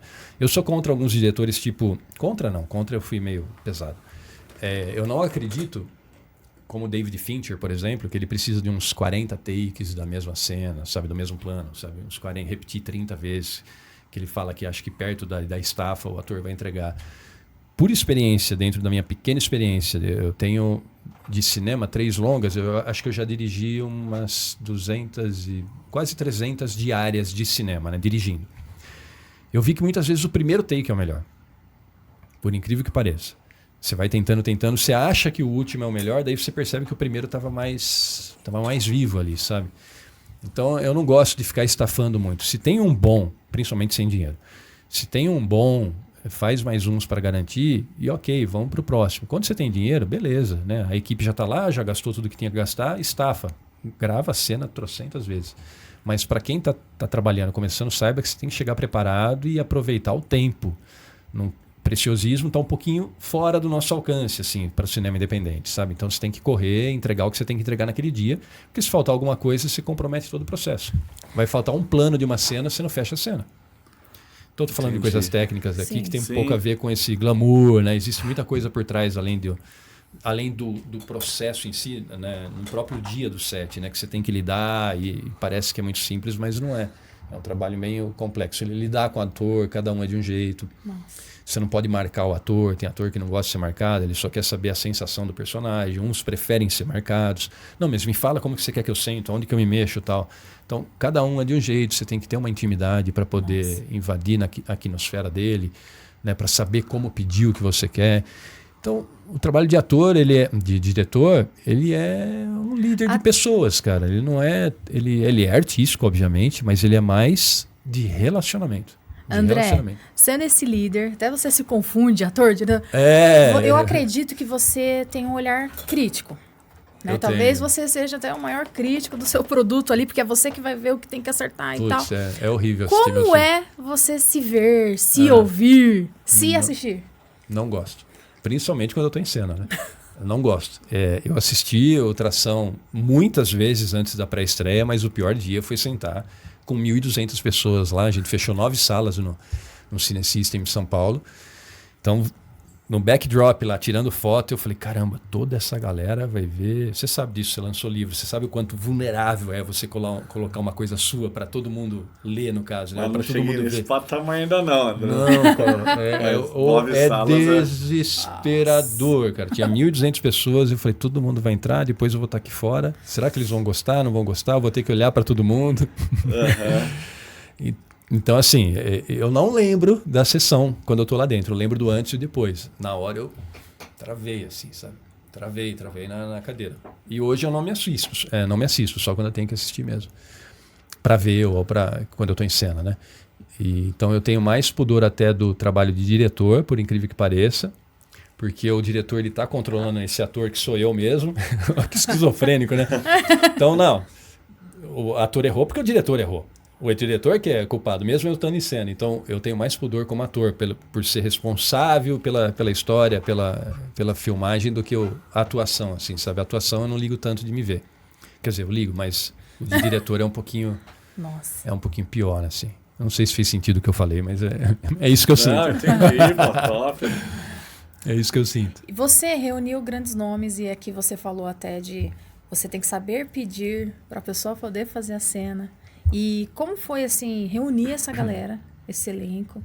Inclusive o Pasquim, eu gosto muito dele, sou fã, acho muito bonito o trabalho que ele faz. Sim. Construiu uma carreira aí. Extremamente técnico ele, muito bom. Como que é lidar com... Pois é, nesse elenco eu já tinha trabalhado com o André Ramiro, com a Paola Rodrigues e basicamente só. Todos eles eu conheci no processo de levantar o projeto. Tem a ver com aquilo que eu falei no começo. Né, eu tive que conversar muito com eles, né, antes da leitura, inclusive, falar o quanto que eu acreditava no projeto, o formato que a gente estava trabalhando, né, que a gente não tinha lei de incentivo, não tinha uma pré-verba. Então, entender, né, aonde seria a parte burocrática, a parte artística, negociar tudo isso num primeiro contato. Todo mundo que eu falei, de verdade, tanto o elenco, a equipe técnica quanto os empresários, a galera brilhava os olhos assim. E eu tive dificuldade já em outros projetos, com aquele thriller psicológico, o primeiro que eu gravei na Chácara, eu vi que não tinha esse potencial comercial. Acho que talvez isso, eles vendo que era uma história diferente, um filme de ação, sabe, uma coisa que agregaria muito para eles artisticamente, acho que gera um interesse. Então, se você consegue, de concepção de projeto, agora estou falando, né? Você tem uma ideia e consegue desenvolver um projeto que gere esse interesse, que é muito difícil, mas um interesse geral em todos que vão estar envolvidos, o caminho fica muito mais fácil, né? Agora, a parte de direção de cena, de personagem, foi um pouquinho difícil, por quê? A gente ia fazer uma preparação com o Sérgio Pena no Rio. Então, sempre bom um tempo de imersão, assim, sabe? De você trabalhar cenas com elenco. Só que dia 8 de março a gente fez a leitura, depois veio a quarentena. Não tinha como. Então, eu tentei trabalhar à distância, fazendo videochamada com a galera, sabe? Falando um pouquinho dos arquétipos de cada personagem, né? O do Maurício Meirelles era o Coringa, o bobo da corte. Então, eu falava, ó, aqui, cuidado para não extravasar. Gostei muito do trabalho dele. Que ele de fato é um ator, né? É aquilo que eu já falava, né? Todo comediante é um bom ator, mas nem todo ator é um bom comediante, né? E eu gosto do trabalho do Maurício Meirelles como comediante. Ele mandou bem no Tração. Achei que ele mandou, assim, segurou a veia agitada dele, sabe? Que é mais difícil. Porque o ator tem muito isso, ele não pode querer atuar, né? O segredo está em não atuar. Você tem que entender quem você é, esse seu personagem, e agir organicamente, né? Eu tô aqui conversando com vocês, tem um pouco de nervosismo, que eu tô num ambiente que não é o meu, mas eu tô agindo como o André, porque eu sei o que o André acredita, do jeito que ele se veste, ele age, né? Então, você chegar nesse lugar do teu personagem, entender como ele agiria em qualquer situação e deixar fluir é o melhor caminho. Não querer atuar, entregar a fala com muita dicção perfeita, tal, que eu acho particularmente que é um grande problema de algumas escolas, né? Que são escolas para televisão. Que a televisão é muito escutada, né? A novela é muito escutada, então você tem que ter uma dicção muito perfeita e falar de uma forma muito articulada, porque nem todo mundo está olhando para a tela quando você está assistindo, né? Ou está no celular. Então, o cinema não, você está imerso, pelo menos deveria ser, né? Agora tem gente assistindo filme no celular, mas você está imerso naquela experiência, então você tem a oportunidade de ver um sotaque, uma pessoa que fala meio errado, fica mais natural, sabe? Eu gosto dessa linha mais orgânica, assim, não gosto de muito pasteurizado, assim, sabe? Eu gosto de deixar bem livre. Então, foi difícil nesse sentido, mas os atores eram muito bons, né? Então, pegaram muito rápido o que era... Pegar nem foi o problema, foi segurar esses personagens ao longo de 2 anos, né? Sim. Porque é duro, você grava numa semana, vai gravar 2 meses depois, você tem que lembrar como que era essa essência e tal. Nossa. Parece besteira, mas um jeito de falar diferente já... O espectador que está assistindo de uma forma contínua, viu uma cena, a cena anterior foi gravada num mês, e a outra 3 meses depois, em cima, ele percebe na hora que tem. Fala, nossa, mas tá um pouco falso isso aí, sabe? Então, esse processo à distância foi bem complexo, assim, foi bem difícil. Andrezão, na teoria, assim, lógico, teve a pandemia que dificultou tudo, mas um filme, quanto tempo geralmente leva? Uns 3, 4 meses, assim, a gravação? Com dinheiro ou sem dinheiro? Ah, entendi. É o pequeno detalhe, né? Literalmente impacta, é de verdade. Sim, mesmo entendi. Que você tenha tudo à disposição, uma equipe maior... Cara, acho que na vida, né? O tempo é inimigo do dinheiro. Sim. Ou você tem um ou você tem outro. Quando você tem os dois... Flui. Voa. Então, se você não tem dinheiro, você precisa inevitavelmente de tempo. Né? Se você tem o dinheiro, você não precisa do tempo. Não tem como. Você conheceu, assim, né, lógico, sem citar exemplos, mas você que é do mundo artístico. Desculpa, eu não respondi, né? Vou te falar padrão. Um filme, o Tração, tinha 98 diárias. Com dinheiro, a gente conseguiria gravar ele direto em 3 meses, acho, por conta das cenas de ação. Certo. Tá? Um filme mais básico, o que eu digo básico? Uma comédia que se passa dentro de casa, o diálogo e tal, acho que em 2 meses, umas 8, 12 semanas, 5x2, dá pra terminar. Tá? Só para deixar o pessoal uma ideia, mais ou menos. Um filme de 1h30, né? Sim. Te cortei, desculpa. Tudo é com dinheiro, sim. Você já ouviu alguma história assim de algum filme que iniciou a gravação aqui no Brasil e por falta de recurso e Cara, abandonou? Vários filmes pequenos. E eu acho que pior ainda, por coincidência, eu estava ouvindo uma matéria ontem, né? Acho que o pior que isso é você ter produção de filmes com lei de incentivo, 300 títulos por ano, e o público assistir 10, 15. Entendi. Pior do que não terminar é isso, cara. Que o trabalho fica... Não terminar, a pessoa está tentando ali. Tá lutando, faltou o processo, né?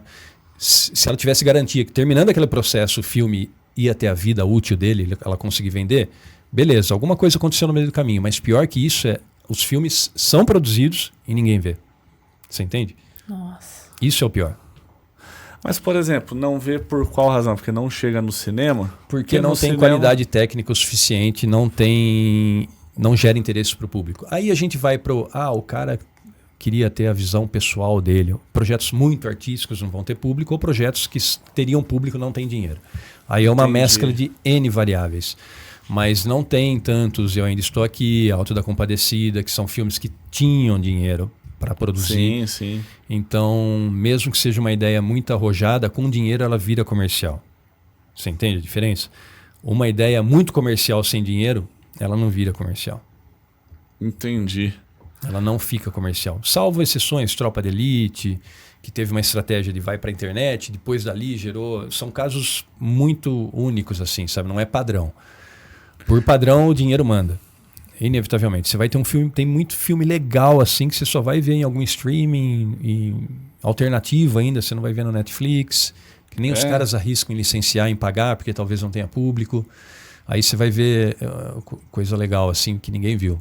Mas é complexo. Andrezão, já que nós temos que aproveitar, né, Medina, a oportunidade de estar falando com um diretor, produtor de cinema. Uma outra questão. Os filmes, por exemplo, para ir numa Netflix, numa Prime, essas empresas, a Netflix, ela paga ou ela abre um espaço e aí o que aluga? Porque não vende. Não, alguns têm disponível para alugar, que o cliente paga um valor à parte, mas outros estão disponíveis ali, né? Na Netflix não. A Netflix é só licenciamento. Eu acho que eles estão abrindo agora até, parece que vai ter anúncio, você vai ter que pagar mais ainda para tirar o anúncio. O mercado está muito volátil, tá? A Netflix você não aluga filme. Não é só licenciamento. Filme. Então eles pagam uma verba, a gente negociou com a Netflix, mas achou... Enfim... uma verba fixa, assim. Uma verba fixa por 3, 4, 5 anos. Então a gente preferiu, por estratégia comercial, frente ao valor que foi oferecido, colocar em TVOD, que é Transactional Video On Demand. Então você fica lá para alugar, então ele está ultrassom. Aproveitar de novo. Sim. No Prime você acha por só R$ 6,90, na Apple TV você acha só por R$ 14,90, no YouTube só R$ 6,90 também. Quem tem Apple pode pegar lá no... Aí sim, hein, galera, tem que assistir, hein? Pô, R$ 6,90, você pode... O ingresso de cinema, eu sou a favor do cinema, tem que ir no cinema, mas já que ele não está mais no cinema, R$ 6,90 você assiste em 10 pessoas, sai 69 centavos por pessoa. Então, assim, você pode negociar... Isso, E depois escuta o nosso podcast aqui, comenta lá também. Exato, não gostei disso, demais isso. Você pode pôr para alugar. Se ele tiver um potencial muito grande, eles vão licenciar primeiro, alugar primeiro e depois pagar o licenciamento. Mas a gente está falando de grandes produções, né? A Max, por exemplo, antiga HBO, ela pega alguns filmes e já licencia enquanto as outras estão alugando, que é uma forma de puxar o público e falar, aqui você não paga. Missão Impossível fez isso. Então, na Max você tinha ele gratuito, que era HBO na época ainda, né? Você podia assistir esse título aí de forma gratuita e os outros tinham que alugar. Então, ela ganha assinantes porque lá está gratuito. Eles investem um dinheirão e é milionário o investimento para deixar gratuito lá. Então, se seu produto é muito forte, você tem barganha de negociação. Fala, não, fulano você quer pôr disponível? É X. Não, é absurdo esse valor. Tá, então põe para alugar, porque o outro vai ter disponível. Entendi. Então, é basicamente isso. É uma prateleira normal, né? Então, você tem que gerar um interesse no público para comprar o teu produto. Quanto mais interesse, mais comunicação o teu produto tiver, ou um elenco famoso, né? Tipo, hoje seriam os influencers de uma marca X que está lá na prateleira, uma imagem associada. Quanto mais interesse, mais poder de negociação você vai ter para vender literalmente teu filme. Medina, top demais com o Andrezão. Hoje foi top, hein, Foi menino? incrível, não é? Um casal sensacional. Casal sensacional. Mais cedo nós tivemos aqui Estela Alves, Estela. que ajudou na produção do filme. Sim, produtora Inclusive, se executiva. você não assistiu o episódio dela, procura aí que vocês vão encontrar. Legal. E Andrezão, estamos entrando aqui na reta final. Tá. Teve alguma história engraçada ali, de bastidores, dos atores? Cara, teve muitas. Quer dizer, teve uma trágica engraçada minha, teve uma trágica engraçada do André Ramiro, engraçada pra quem viu, né? Teve uma outra engraçada que o André Ramiro no mal. Vou tentar contar rapidamente as três aqui. Vou começar pela do mais fraquinha, que não é nada demais também. Teve um set num galpão em Rio Claro. Por conta da pandemia, as aparências mudavam, né? Então, o Maurício Meirelles estava com o cabelo comprido, o dele era bem ralinho. Bem ralinho. E a gente chegou no galpão, monta a cena, não sei o que lá, tal. A Kelly, nossa maquiadora, sempre levava tesoura e maquininha de cortar. Não, beleza, não, vamos, tem que ajeitar o cabelo, tem que pegar lá a foto para dar continuidade e tal. O André Ramiro falou, não, eu sei cortar cabelo, eu já sempre cortei cabelo daqui. Pegou a maquininha e ele de fato corta cabelo, né? Ele manja mesmo. Só que ele não viu que ele trocou o número a medida do pente, E passando, a hora que ele viu, o Mal tava careca. Isso tá num programa de televisão, inclusive, do Mal, que ele tinha um programa do Maurício Meirelles, ele contou isso no programa dele. Cara, careca. E eles me chamaram, André, tem um probleminha aqui. Cara, a hora que eu cheguei, eu vi o Maurício Meirelles careca, eu falei, cara, Kelly, dá um jeito. Aí simula fio, prende não sei o que lá, tal, passa um pretinho aqui. Ficou bom. Uma outra questão, essa é engraçada só pra gente, ninguém vai entender nada, que o André Ramiro estava gravando uma novela na Record. E a novela na Record, todos os atores são barbudos. Novela bíblica. O personagem dele não tinha barba. Entendi. Então tinha uma cena aqui Castro Alves? A escola ali no centro. Castro Mendes. Castro Mendes. A gente falseou a escola como se fosse uma delegacia. Então é uma cena que estava todo mundo preso, eu inclusive, e o André Ramiro estava nessa cena, só que ele estava diferente. Como é que vai fazer agora? Não posso cortar barba, não sei o que lá, como é que eu tenho gravação a semana que vem? Falei, tá todo mundo em rodinha. A única forma é ajoelha e fala assim. Então a cena inteira ele tá falando assim, porque tem que tampar a barba, cara. Você entendeu? Então uma coisa que todo mundo deu risada nos bastidores, e virou piada, né? Porque falando de tal só atua assim. E eu passei por isso também. No dia 31 de agosto de 2020, eu tinha uma cena de moto. E o meu personagem, vocês viram, ele tá sem capacete. Porque na correria não faz sentido na cena, né? Ele chega de capacete, mas como é uma perseguição, ele sai correndo e pega a moto. Ele não vai voltar a pegar o capacete, né, por uma questão de segurança. Ele quer sair para a perseguição. E eu saí para aquecer a moto. Então saí para dar uma aquecida, a equipe montando os equipamentos, tal, lá, beleza. Só que eu não sei se tinha um buraco, o que é. Eu devia estar uns 80 por hora, sem capacete, já preparado, o pessoal lá preparado para a ação. Eu perdi a traseira da moto, ela foi dançando, deu na sarjeta e eu rolei, assim, sem capacete, bati a cabeça na sarjeta, bati a lateral, fui rolando, quebrei a clavícula, meio zonzo assim, eu deitado de lado, assim, com a cabeça na sarjeta, eu lembro literalmente até hoje, deitado de lado, ficou marca aqui, inclusive. Eu olho assim, eu vejo a equipe correndo, correndo, tudo em câmera lenta, né? Quando você sofre acidente, tudo em câmera lenta. Aí eu levanto assim, eu vejo a Kelly e tal, eu vejo cheio de sangue na mão, não sei o que lá. A primeira coisa que eu pensei, falei, Kelly, tem como resolver isso aqui? Porque eu tava mais machucado, o meu ego, que eu que sou piloto de moto, fui piloto profissional, tudo, ter caído na rua do nada, do que a preocupação com o corpo, né, cara? Então a primeira coisa que eu falei, cara, dá pra filmar? Ele disse, não, você tá louco, fui pra Unicamp, enfim.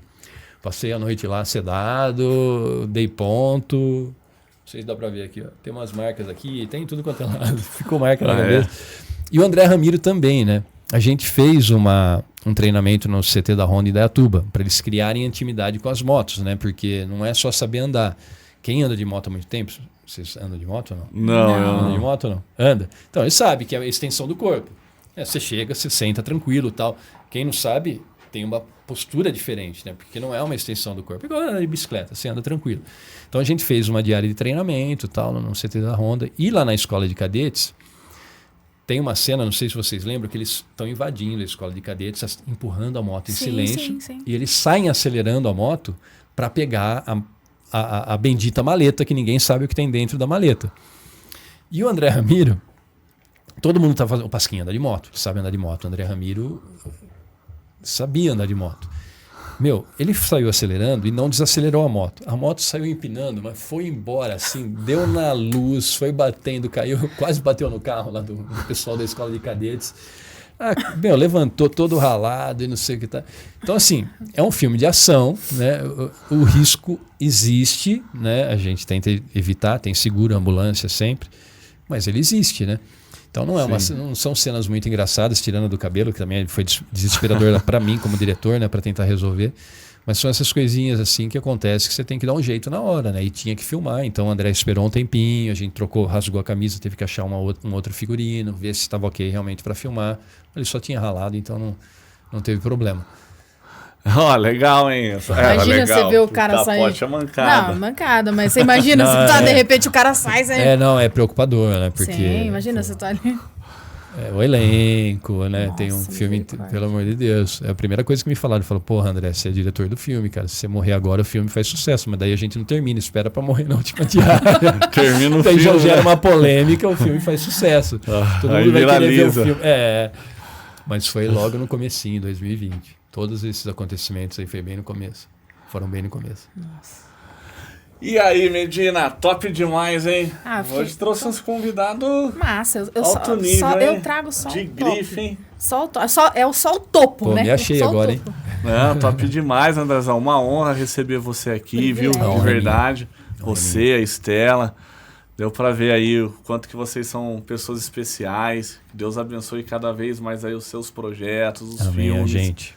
De fato, assim, né? Porque você está aqui, o filme Tração, ele é muito bom, sensacional, top mesmo. Incrível. Filme de ação aí brasileiro, acho que todos nós. E reforçando, galera, vocês têm que assistir para poder depois ver aqui ele falando com a gente sobre o filme. Exatamente. Todos os detalhes do filme. Inclusive, vocês têm que assistir para deixar nos comentários o que vocês acharam, principalmente agora, conhecendo a história de como que foi produzido o filme. Exatamente. Os bastidores, né, Andrezão? Ninguém imagina, né? Andrezão, nós sempre fazemos um pedido antes de finalizar cada episódio para o nosso convidado. E hoje você trouxe aqui vários insights legais mesmo, assim, de reflexão do trabalho que é para produzir um filme, né? E o quanto que é edificante, porque para nós aí que somos fãs de cinema, eu gosto muito, que nós já falamos aqui, ir lá ver uma obra bem feita. Pô, você sai... a arte, né? Ela transforma ali o seu sentimento. Sim, às vezes você tá leva a lugares diferentes. Te leva a lugares diferentes. Faz você se... Principalmente o que você falou no cinema mesmo, né? Você fica conectado ali. Porque às vezes uma em imersão. casa o celular é um vício que às vezes é muito ruim. Mas no cinema eu nunca pego no celular. Então você fica imerso ali mesmo. Prejudica a experiência, inevitavelmente. Né? Mas a gente sempre pede aí, com toda a experiência e conhecimento que você trouxe, de deixar uma mensagem final aqui, que está no seu coração, para os nossos telespectadores. Tá bom. Aquela que vai virar corte mesmo. Tá. Bom, pode ser clichê, acho que talvez eu tenha falado um pouco já sobre isso, né? Mas fazer cinema, não só no Brasil, no mundo, é muito complexo. Né? Esse era um sonho que eu tinha desde muito pequeno. Hoje eu estou com 51. Até os 40 anos eu não tinha feito nada de cinema. Né? Comecei a produzir alguns curtas com 43, 44.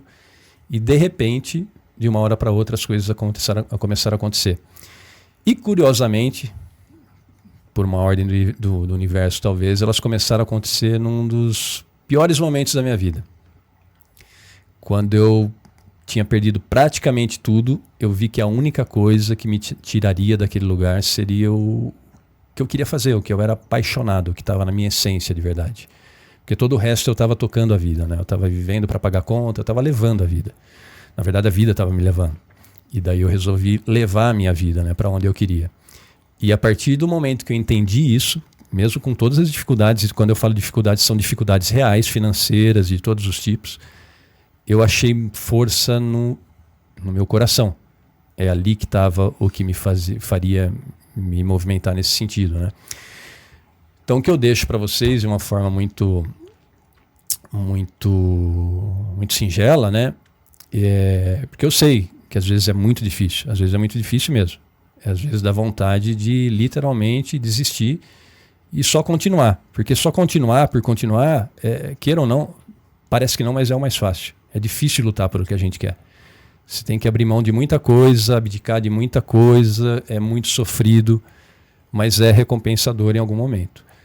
E eu acho que não vale a pena passar por aqui sem fazer o que você realmente veio fazer aqui, independente de qualquer coisa. Então, eu não sei qual que é o teu momento aí que está me vendo, mas você sabe o que você quer e você sabe o que está te incomodando. Você tem que mudar isso e seguir em frente em direção ao teu caminho. Basicamente isso. Uau! É isso aí, galera. Se você nos acompanhou até aqui, ouviu essa mensagem inspiradora, que eu tenho certeza que se você voltar aí para assistir pontos importantes, você vai ver que se você fizer uma boa reflexão, encaixa na tua vida também. Os desafios que o André passou no cinema, muito do que ele falou aqui, nós tivemos no empreendedorismo, trabalhando aqui com a escola. Agora a gente vai abrir o café. Inclusive, você é nosso convidado, se você for aqui da região de Campinas, para nos visitar. Nós passamos. Então, o que o André passou para realizar um sonho, e ele não colocou aqui de uma forma fantasiosa, ele mostrou que é possível, mas ele teve que trabalhar muito, enfrentar muitas dificuldades, você também pode estar passando. Mas não deixe as oportunidades passar, abrace as oportunidades, tenha parceiros, pessoas que você pode correr junto, porque o tempo todo aqui ele falou sobre pessoas de equipe, e essa é a mensagem final. Acredite no seu sonho, não desista e caminhe com pessoas que sonham também, porque pessoas que sonham nunca vão deixar você parar de sonhar. Siga o nosso canal, siga as nossas redes sociais e até a próxima! Fala pessoal, aqui é o Gustavo Martinez e eu tô gravando esse vídeo porque eu tenho uma mensagem muito especial para você. É sobre o meu livro Princípios Poderosos para Recomeçar. Nesse livro eu compartilho muitos princípios e estratégias de pessoas que passaram pelo deserto, pelo fundo do poço, mas desse cenário adverso construíram a sua melhor versão, os seus maiores resultados. Esse livro ele conta com o prefácio do Oscar Schmidt, é um livro com foco em autoajuda, desenvolvimento pessoal, traz uma mensagem bíblica, traz mensagem de esperança e tá estourado em venda. Eu tenho certeza que se você se permitir aplicar esses princípios na sua vida, você vai transformar seus pensamentos, suas atitudes e, como consequência, seus resultados. Você encontra esse livro no link abaixo e nas principais livrarias do nosso país. Grande abraço, recomeçar, fundo do poço não é o seu lugar. Valeu!